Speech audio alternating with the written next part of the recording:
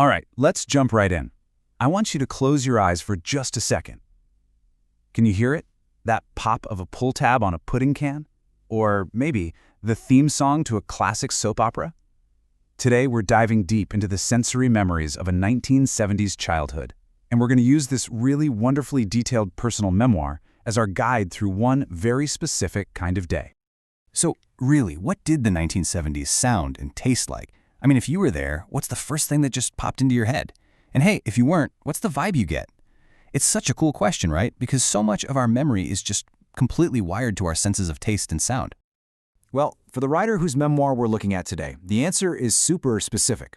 His childhood was pretty much defined by all the little sensory details of the days he spent at his grandma's house. And it was a world built on, specific brand names, really rigid TV schedules, and a level of freedom that, honestly, feels almost alien to us today.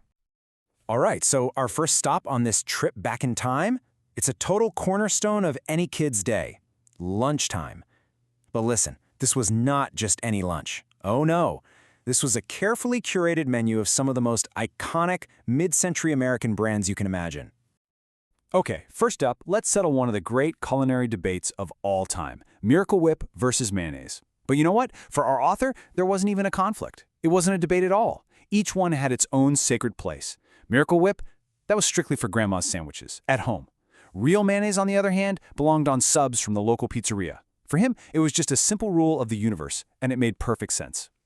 You see, lunch at grandma's wasn't just about food. It was a formula, an exact science. And here it is, the non-negotiable recipe. It had to be Wonder Bread, Oscar Mayer bologna, Kraft American singles, and of course, that Miracle Whip. This wasn't just a sandwich, you guys. This was a full-on cultural artifact of mid-century America. And this brand loyalty, this sense of identity that was completely tied to a label, it extended to the entire pantry. Now, allegiances could shift for sure. They actually defected from Peter Pan to Jif peanut butter after just one taste of the smooth kind. And the official house cheese curl, it switched from Planters to Jack's.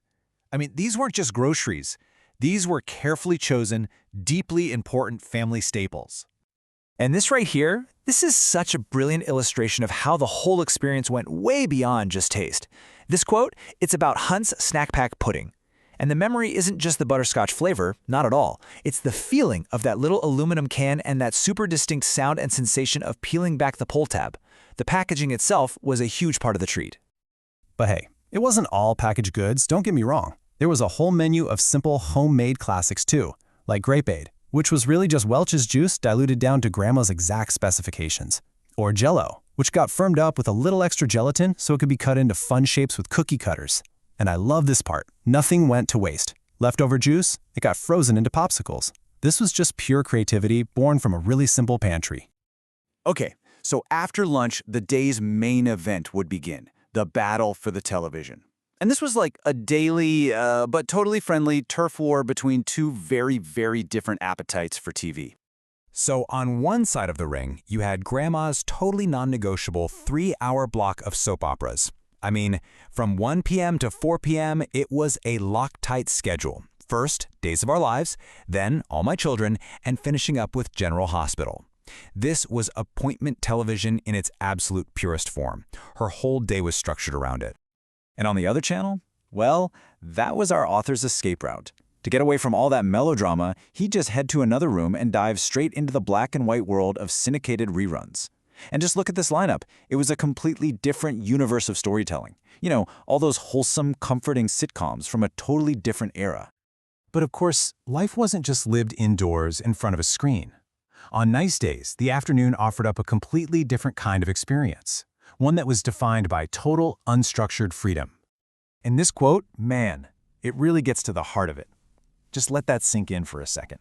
At 4 years old, he was trusted to play outside, on his street, all by himself. The only rule? Don't leave the street. It is just such a powerful reminder of how much childhood independence has changed, isn't it? So, what do you even do with all that freedom? Well, you create your own entertainment, that's what. You're riding a green pedal tractor, just letting gravity pull you down the sloped street. You're exploring the natural world, catching caterpillars, collecting those shed cicada shells off the trees. You're playing with toy trucks in the dirt. I mean, this was a playground powered entirely by imagination, not by batteries. Okay, the final routine of the afternoon was, well, it was maybe the most unique.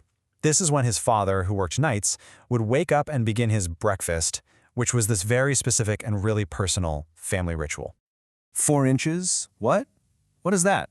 Well, that was the typical height of the pile of fruit peels and skins left on the plate after the author's father finished just the first course of his breakfast. I mean, what a stunning visual, right? It tells you everything you need to know about the sheer scale of this daily tradition. So what exactly went into that 4-inch pile? An absolutely incredible variety of fruit. You had your year-long staples like grapefruit and bananas, and then they'd be supplemented with whatever was in season. A really special favorite was the prickly pear, the Fici d'India, which reminded his father of picking them fresh when he was a boy back in Sicily. And the ritual itself, it was always the same, every single day. It started with that enormous plate of fresh fruit. Then came the strong espresso, brewed right on the stove in one of those classic mocha pots. And finally, the espresso was paired with either Italian bread or some cookies, perfect for dipping. It was like a simple 3-act play, and it was performed every single afternoon.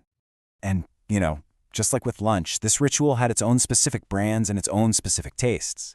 The coffee, usually Medaglia d'Oro. The cookies, always Stella d'Oro. And we even get the author's childhood verdict on them, which is great. He hated the anise-flavored cookies, but absolutely loved the vanilla and chocolate margarita ones. It's these little details, right? They make the memory so incredibly vivid. So, after a day full of structured lunches and TV battles and that amazing outdoor freedom, the clock finally strikes 4. Grandma's soaps are over, which means a whole new chapter of the day is about to begin. Because as the author writes, this was when his appointment television started. When you think about it, this whole day was built around schedules, right? You had lunchtime, the soap operas, Dad's breakfast, the 4 p.m. cartoons, and it really leaves us with a fascinating question to chew on. In our world today, our world of on-demand everything, how has losing that rigid structure, losing that shared appointment viewing, changed not just what we watch, but how we actually experience it? It's definitely something to think about.